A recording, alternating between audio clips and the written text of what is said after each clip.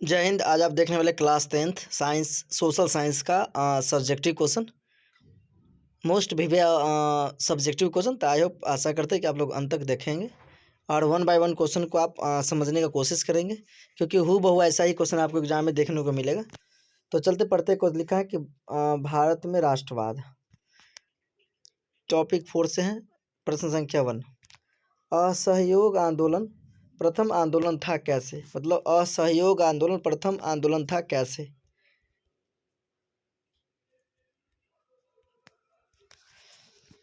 तो चलिए आंसर लिखेंगे। उत्तर, सितंबर 1920 में कलकत्ता में आयोजित विशेष अधिवेशन में असहयोग आंदोलन का निर्णय लिया गया। मतलब असहयोग, क्वेश्चन आपसे पूछेगा कि असहयोग आंदोलन कब हुआ? तो 1920 ईस्वी में।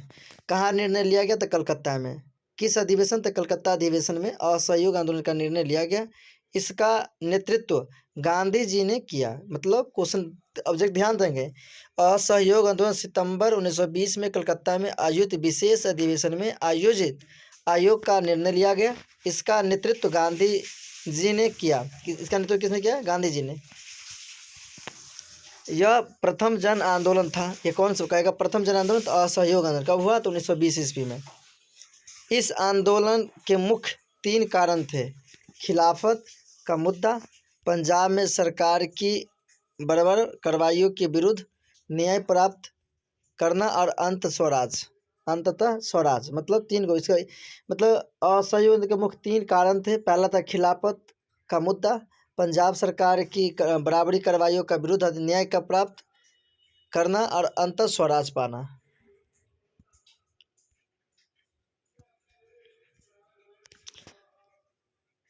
इस प्रक्रिया अंततः स्वतंत्र प्राप्ति पाना। इस आंदोलन में 2 तरह के कार्यकर्ताओं को अपनाया गया, एक प्रास्ताविक कार्यक्रम तथा दूसरा रचनात्मक कार्यक्रम। क्वेश्चन आएगा कि इस आंदोलन में किस तरह के कार्यक्रम को अपनाया गया? तो 2 तरह का कार्यक्रम को क्या किया गया? अपनाया गया। पहला प्रस्तावित कार्यक्रम तथा दूसरा रचनात्मक कार्यक्रम।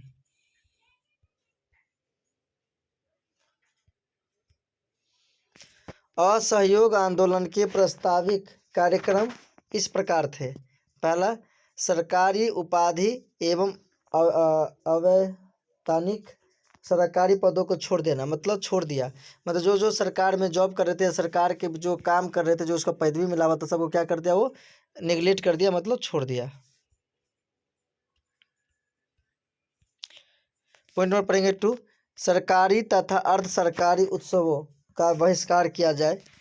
थर्ड है, स्थानीय संस्थाओं की सरकारी सदस्यता से इस्तीफा दिया जाए। फोर्थ है, सरकारी स्कूलों एवं कॉलेजों का बहिष्कार, वकीलों द्वारा न्यायालय का बहिष्कार किया जाए।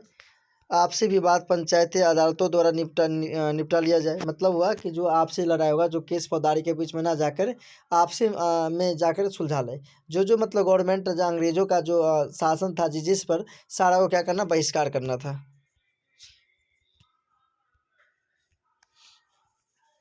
पॉइंट नंबर 5 है, असैनिक श्रमिक व कर्मचारी वर्ग के मेसोपोटामिया में जाकर के नौकरी करने से इनकार करें तथा विदेशी सामानों का पूर्णतः बहिष्कार करें। मतलब एक ही बात है कि जो आप अगर आप गवर्नमेंट में हैं या उसका सपोर्ट में हैं, तो उसको क्या करना? बहिष्कार करना था, मतलब उसके विरोध करना था। उसके बाद ही आज़ादी मिलेगा, नहीं तो आज़ादी नहीं मिलेगा। अभी आप समझ गए होंगे। चलिए नेक्स्ट क्वेश्चन देखते हैं।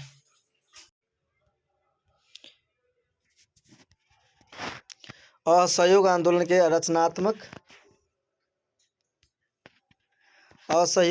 के रचनात्मक कार्यक्रम के अंतर्गत शराब का बहिष्कार, हिंदू मुस्लिम एकता का अहिंसा पर बल, छुआछूत से परहेज, स्वदेशी वस्तुओं का प्रयोग करे, हाथ से बुने खादी का प्रयोग करे, कानूनों के खिलाफ सविनय आंदोलन कर नहीं देना, राष्ट्रीय विद्यालय में कॉलेजों की स्थापना करना शामिल था। मतलब अंग्रेजों को से जो लिए हुए सम्मान या कॉलेज या वकील या जहाँ भी जो काम करते थे, उसको क्या करना? बहिष्कार करना है। और सारा काम क्या करना? खुद से, यानी अपने से डेवलप करना, यानी विकास करना है। और इससे क्या होगा? हमारी विकास हो पाएगा।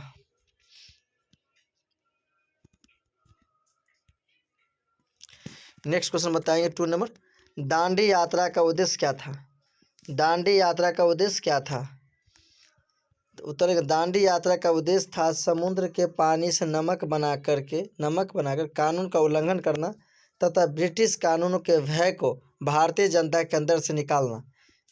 मतलब दांडी यात्रा का उद्देश्य क्या था? दांडी यात्रा का मुख्य उद्देश्य यही था कि समुद्र से नमक तैयार करके और अंग्रेजों के कानून को धजिया उड़ाना, मतलब और उसके जो जनता में जो उल्लंघन करना था और जो जनता में भय बना हुआ था उसे क्या करना था? खत्म करना था।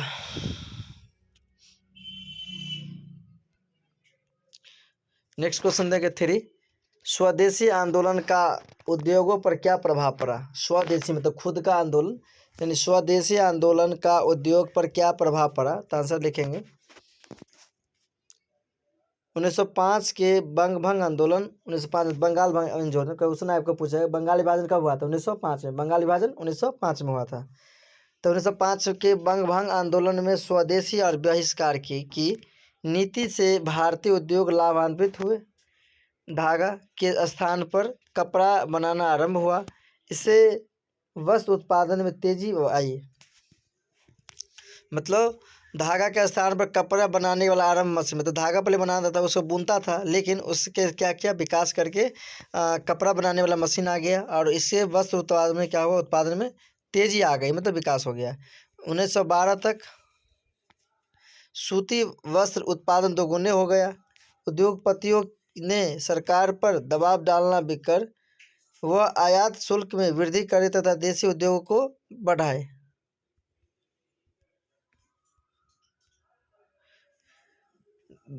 दबाव डाल कि वह आयात शुल्क में वृद्धि करे ताकि देशी उद्योगों को रियायत प्रदान करे। कपड़ा उद्योगों के अतिरिक्त अन्य छोटे उद्योगों का भी विकास स्वदेशी आंदोलन के कारण हुआ।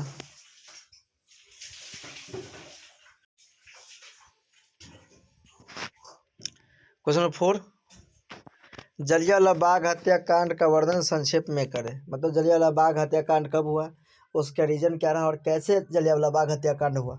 बहुत विवेक क्वेश्चन है।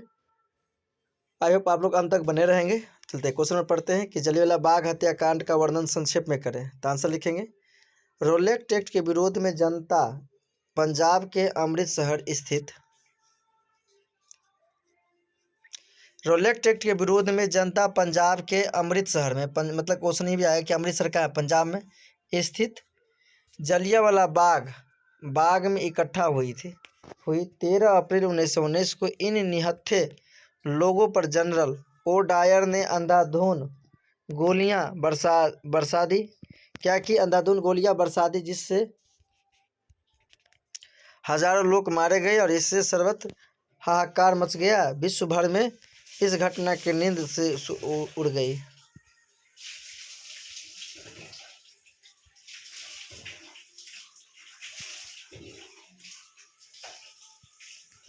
क्वेश्चन 5, सविनय अवज्ञा आंदोलन के क्या परिणाम हुए? सविनय अवज्ञा आंदोलन के क्या परिणाम हुए? तो आंसर लिखेंगे सविनय अवज्ञा आंदोलन के परिणाम निम्न है। पहला पॉइंट देखेंगे, इस आंदोलन ने राष्ट्रीय आंदोलन के सामाजिक आधार का विस्तार किया।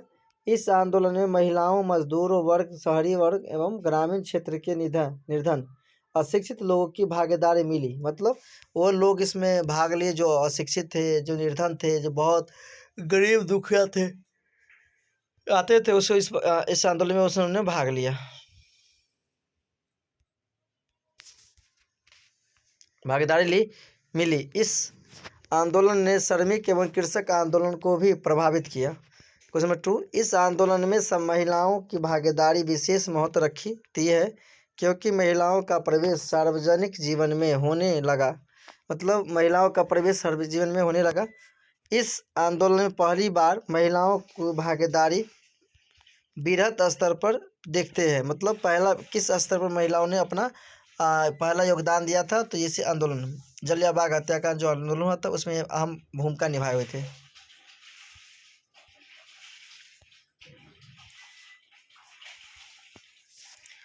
टॉपिक पढ़ेंगे 3, इस आंदोलन में समाज के विभिन्न वर्गों का राजनीतिकरण किया गया।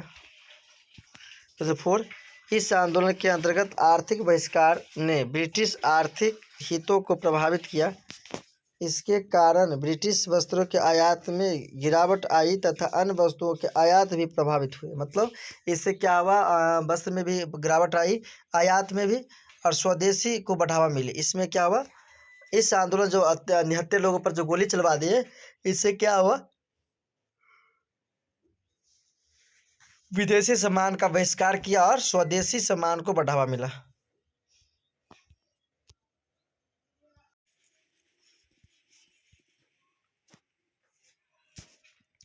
पॉइंट नंबर 5, इस आंदोलन में संगठन बनाने के लिए नए तरीकों का इस्तेमाल हुआ, जैसे जानवर, वानर सेना, मंजरी सेना इत्यादि। भारत फेरी या प्रभात फेरी आयोजन कर पत्र पत्रिकाओं का इस्तेमाल करके भी लोगों को संगठित करने का एक नया तरीका अपनाया गया।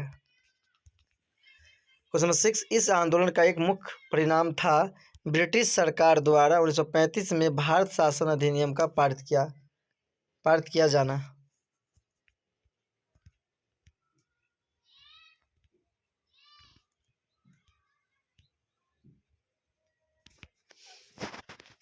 सेवन, पहली बार ब्रिटिश सरकार ने कांग्रेस से समानता के आधार पर बातचीत की थी। मतलब पहली बार 1919 में जो जलियांवाला बाग हत्याकांड हुआ था, उसके पहली बार 1935 अधिनियम पारित कर दिया और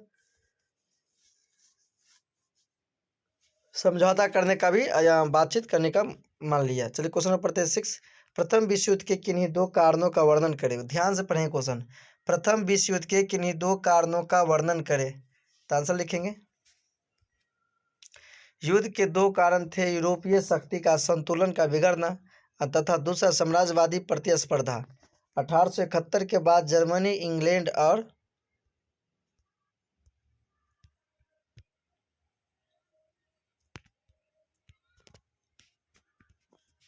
औद्योगिक क्रांति के परिणाम स्वरूप उत्पन्न अपनी वैश्विक व्यवस्था बनाए रखने के लिए हुई।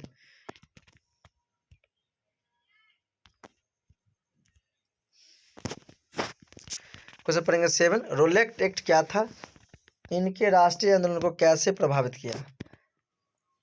भारत की क्रांतिकारी गतिविधियों पर अंकुश लगाने के लिए 1919 में रोलेट एक्ट पारित किया गया। इसके अनुसार संदेह के आधार पर ही किसी को गिरफ्तार कर बिना मुकदमा चलाए जा सकते, दंडित किया जा सकता था। भारतीय में इसकी तीखी प्रतिक्रिया देखने को मिला। तीखी मतलब हुआ बहुत कड़वाहट, मतलब बहुत दुर्व्यवहार करना, एक तरह से समझ जाओ। तीखी प्रतिक्रिया हुई, इसे काला एक्ट कहा गया, इसी का घोर विरोध किया गया, इसी के विरोध के फलस्वरूप जलियांवाला बाग हत्याकांड हुआ था। आई होप आप समझ देंगे, सिंपल सी बात बताएंगे इसे। रोलेट एक्ट क्या है या काला कानून किसे ये कहेंगे। तो भारतीय क्रांतिकारी गतिविधियों का अंकुश के लिए 1919 में रोलेट एक्ट पारित किया गया। इसी के विरुद्ध में जलियांवाला बाग हत्या, अमृतसर के जलियांवाला बाग में बहुत सारे लोग, सेनानियों ने हिस्सा लिए, लेकिन वहाँ का जनरल ओ डायर ने उस पर गोली चलाने का आदेश दिया, जिससे लाखों हजारों करोड़ आदमी मारे गए और कितना घायल हो गए, कितने बच्चे अनाथ हो गए, कितनी पत्नी का पति चले गए, यानी विधवा हो गए। तो उसी के विरुद्ध में ये रोलेट एक्ट के विरुद्ध में वो जलियांवाला बाग हत्याकांड चलाया गया था। ओके, आई होप आप समझ गए होंगे। चलिए नेक्स्ट क्वेश्चन।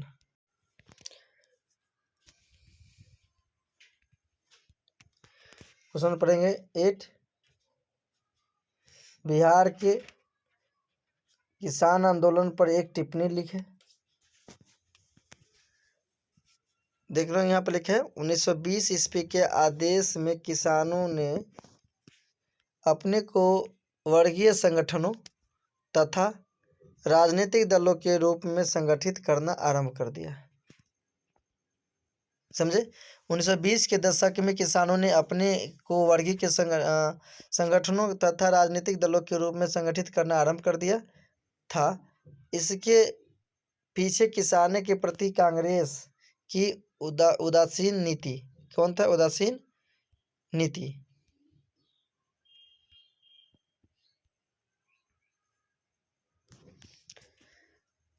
समाजवादी तथा अन्य वामपंथी दलों द्वारा किसानों में वर्गीय चेतना उत्पन्न करने के कारण किसान भाषा सभाओं का गठन हुआ।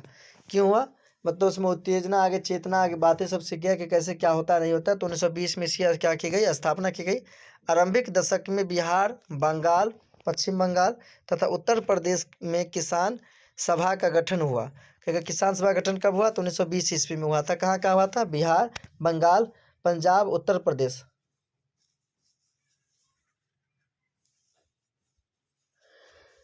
कहाँ कहाँ हुआ था, बिहार, बंगाल, पंजाब तथा उत्तर प्रदेश में किसान सभाओं का गठन हुआ। बिहार में 1922 से 23 ईस्वी में मुंगेर में शाहमुद्दीन जावेद का अध्यक्षता में किसान सभा की स्थापना हुई थी।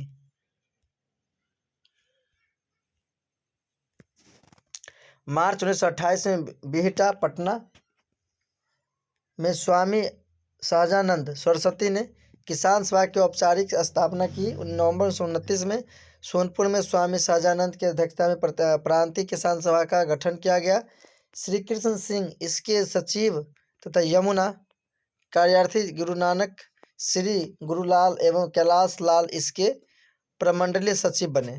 11 अप्रैल 1936 ईस्वी को अखिल भारतीय किसान सभा का गठन लखनऊ में हुआ।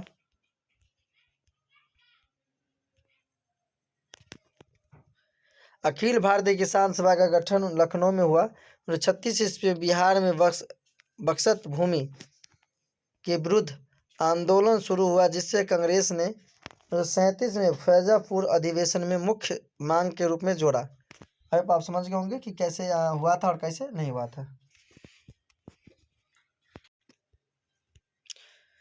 चल पढ़ते क्वेश्चन नंबर 9। चंपारण सत्याग्रह के बारे में बताएं अथवा चंपारण आंदोलन कब हुआ तथा इसके कारण क्या थे। मतलब कोई आंदोलन होता है या कुछ भी होता है तो कोई नहीं उसके पीछे रीजन होता है, कारण होता है, उसके बाद ही कुछ होता है। मान लो झगड़ा ही होता है तो झगड़ा के पीछे कारण होता है, तो वही कारण बताना। चंपारण सत्याग्रह के बारे में बताएं अथवा चंपारण आंदोलन कब हुआ तथा इसके क्या कारण थे। आंसर लिखेंगे, बिहार में निहलों द्वारा नील खेती के लिए तिनकठिया व्यवस्था लागू की गई थी। बिहार में निहलों मतलब गोरे सरकारों द्वारा नील खेती के लिए तिनकठिया पद्धति, 3 कट्ठा में 1 कट्ठा नील होगा और 2 कट्ठा आप अनाज उगा सकते हैं, जिसके अनुसार प्रत्येक किसान को अपनी कुल भूमि के 3/20 हिस्से यानी 15% भूभाग पर नील की खेती करनी होती थी। 3 कट्ठिया मतलब 15% भूभाग पर क्या होती थी, नील की खेती करनी पड़ती थी। इस व्यवस्था के खिलाफ 1917 में सत्याग्रह शुरू हुआ था।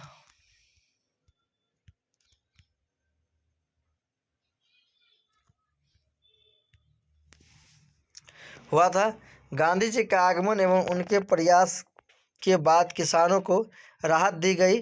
गांधी जी के प्रयास से चंपारण सत्याग्रह सफल हुआ। समझ गए कि इसका मतलब क्या, 3 कट्ठिया पद्धति था जिसमें 3 कट्ठा में 1 कट्ठा नील की खेती यानी कुल भूमि का 15% भूमि पर उसे क्या करना पड़ता था, 3/20 यानी 20 कट्ठे में 1 कट्ठे का तुम उसको 3 कट्ठा है उसको क्या करना था, खेती करना था। 15% वो नील खेती करवा, जिससे खेती क्या हो जाता बंजर। वो वहाँ पे रामचंद्र शुक्ल के आगमन करने पर वो गांधी जी आए हुए थे और उसे क्या हुआ, ये सफल अंत तक सफल हुआ। चलिए नेक्स्ट क्वेश्चन पढ़ते हैं, क्वेश्चन नंबर 10।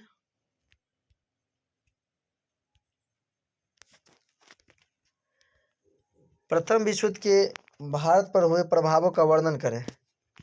प्रथम विश्व युद्ध के भारत पर हुए प्रभावों का वर्णन करें। आंसर लिखिए, प्रथम विश्व युद्ध के दौरान अनेक महत्वपूर्ण घटनाएं घटी जिनका भारतीय राष्ट्रीय आंदोलन पर प्रभाव पड़ा।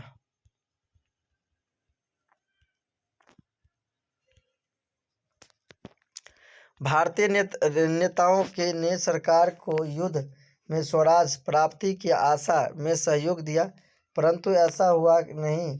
इससे राष्ट्रवादी गतिविधियों बढ़ी। सरकार की आर्थिक नीति को व्यापक प्रतिक्रिया हुई। सरकार के को युद्ध में व्यस्त पाकर क्रांतिकारियों ने अपनी गतिविधियों बढ़ा दी। भारतीय में बढ़ते असंतोष को नियंत्रित करने के लिए सरकार संवैधानिक सुधारों की घोषणा कर दी। मतलब असंतोष फैल गया था तो किसी तरह राहत देने के लिए उसे कुछ अफवाहें उड़ा दिया, मतलब संवैधानिक सुधारों पे क्या कर दी, घोषणा कर दी। Next point number 5। विश्व युद्ध के दौरान भारतीय राष्ट्रवादी स्वराज प्राप्ति और हिंदू मुस्लिम एकता बनाए रखने हेतु प्रयासशील थे। एनी बेसेंट और तिलक ने गृह शासन गृह शासन की मांग के लिए एतवारन किए, तैयार कर दिए। प्रश्न संख्या 11, भारत में राष्ट्रवाद के उदय के सामाजिक कारणों पर प्रकाश डालें।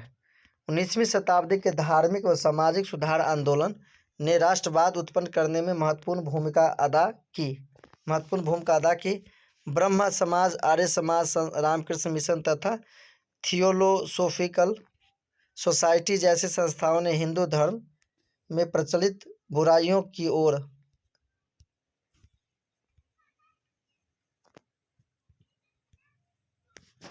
लोगों का ध्यान आकर्षित किया। अंधविश्वास, धार्मिक कुरीतियाँ तथा सामाजिक कुप्रथाएं, छुआछूत, बाल विवाह, दहेज प्रथा एवं बालिका हत्या जैसी समस्याओं को समाधान के लिए जनमत तैयार करने में इनका संस्थाओं ने सराहनीय कार्य किया। परिणाम स्वरूप सुधार आंदोलन में ने राष्ट्रीयता की भावना जनमानस में कूट कर भर दी। यानी कहने हुआ कि सभी जनमानस को सिखाया समझाया कि ऐसे ऐसे करने के बाद ये होता है और ये नहीं होता है। तो उसमें क्या हो गया, गुण कुछ एस्टेब्लिश होते चला गया और ये क्या हो गया, उसमें विकास होने लगा और वो अपनी स्वतंत्रता के लिए कुर्बानी देने की पिताहत तक आ गई।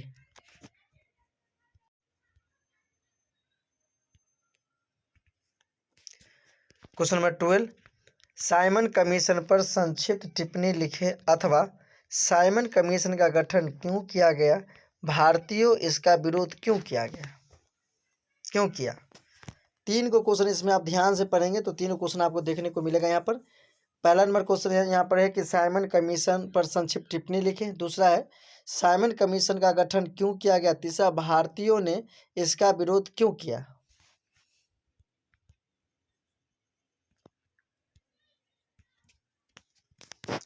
आंसर पढ़ेंगे। 1919 के भारत सरकार अधिनियम में यह व्यवस्था थी कि किसी 10 वर्ष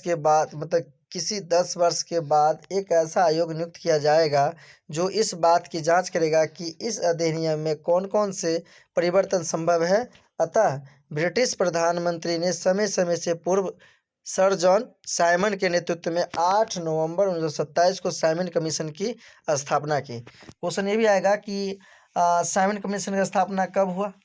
8 नवंबर 1927 ईस्वी को साइमन कमीशन की स्थापना हुई सर साइमन की अध्यक्षता में। इनके सभी 7 सदस्य अंग्रेज थे।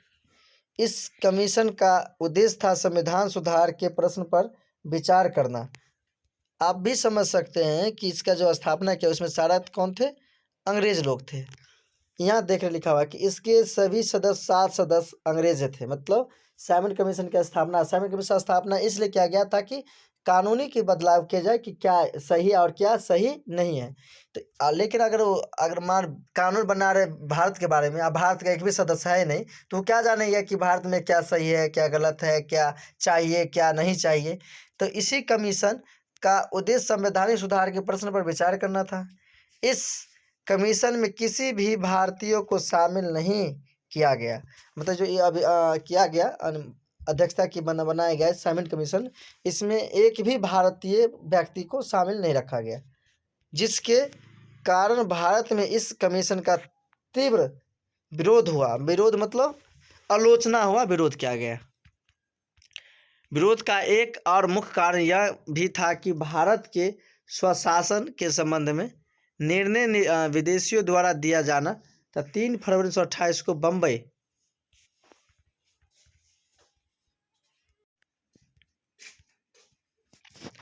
पहुंचने पर कमीशन का स्वागत हड़तालों, प्रदर्शनों और काले झंडों से हुआ तथा साइमन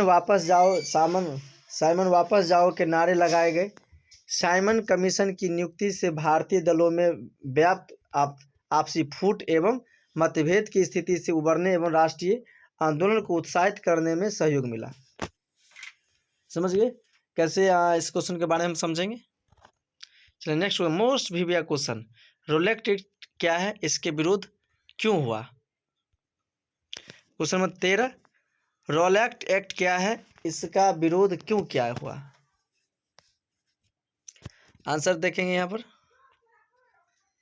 भारत में क्रांतियों के प्रभाव को समाप्त करने के लिए ब्रिटिश सरकार ने न्यायाधीश सर सिडनी रॉलेट की अध्यक्षता में एक नीति नियुक्ति की।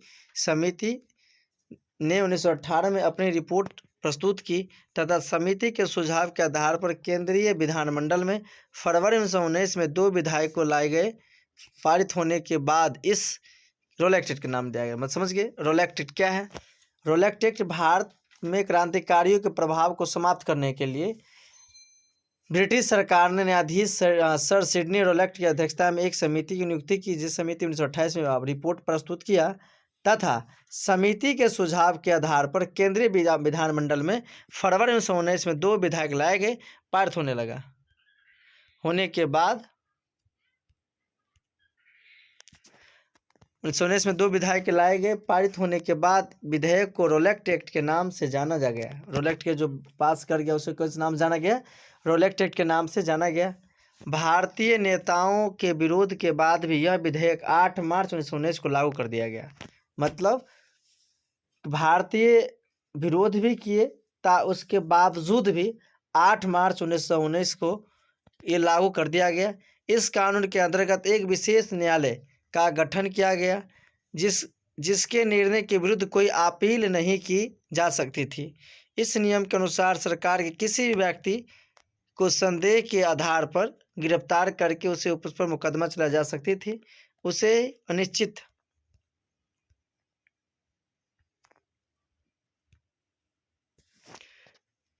काल के लिए जेल में रख सकती थी तथा उसके दंडित कर सकती थी। इस एक्ट को बिना अपील, बिना वकील तथा बिना दलील का भी कानून कहा गया। इसे काला कानून आतंकवादी अपराध अधिनियम के नाम से भी जाना जाता है। क्वेश्चन आपसे कोई भी पूछे काला कानून किसे कहते हैं या आतंकवादी अपराध अधिनियम क्या है तो आप उसी के बारे में सारा बात लिखेंगे के नाम से भी जाना जाता है। गांधी जी ने इस कानून को अनुचित स्वतंत्रता का हनन करने वाला तथा व्यक्तियों के मूल अधिकारों की हत्या करने वाला बताया। 6 अप्रैल 1919 ईस्वी को एक देशव्यापी हड़ताल हुई। दिल्ली में इस आंदोलन का नेतृत्व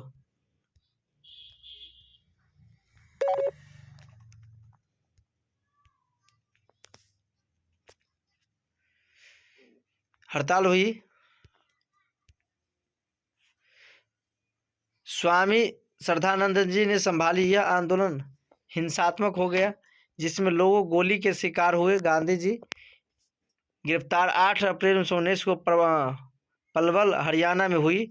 इस विरोध के अंतिम परिणाम 13 अप्रैल 1919 को जलियांवाला बाग हत्याकांड के रूप में हुई। रॉलेट एक्ट कानून के विरोध ने भारतीय राष्ट्रीय कांग्रेस को राष्ट्रीय संस्था के रूप में स्थापित कर दिया गया। मतलब राष्ट्रीय संस्था के रूप में सम्मिलित कर दिया गया। नेक्स्ट क्वेश्चन पढ़ेंगे 14।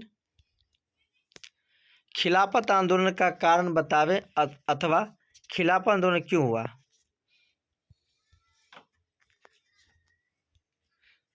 तुर्की के सुल्तान को खलीफा कहा जाता था। यह इस्लामी संसार का मालिक माना जाता था। प्रथम विश्व युद्ध में इंग्लैंड के हाथों जब तुर्की की पराजय हुई तो तुर्की के सुल्तान को सत्ता से हटा दिया गया। भारतीय मुसलमान ने इसी विरोध के लिए इसे खिलाफत आंदोलन कहते हैं। Question number 15। मुस्लिम लीग के उद्देश्य क्या थे? मुस्लिम लीग की स्थापना 30 दिसंबर 1906 को ढाका में हुई थी। इसका उद्देश्य था मुस्लिम के हितों की रक्षा करना। मुस्लिम लीग की स्थापना क्यों? तो मुस्लिम लीग की स्थापना 30 दिसंबर 1906 को ढाका में हुई। इसका उद्देश्य था मुस्लिम के हितों की रक्षा करना। इसकी नींव ढाका के नवाब सलीमुल्लाह खां एवं आगा खां ने रखी थी। इसका उद्देश्य मुसलमानों को सरकारी सेवा में उचित स्थान दिलवाना।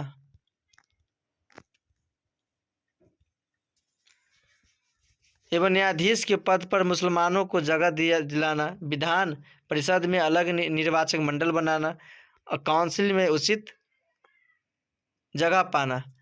आई होप आपको वीडियो अच्छा लगा हो तो लाइक शेयर कमेंट जरूर करें। आपका अपना चैनल KVS कोचिंग सेंटर पर अगर नए हैं तो बेल आइकन जरूर दबाएं। ओके बाय, मिलते हैं नेक्स्ट क्लास में।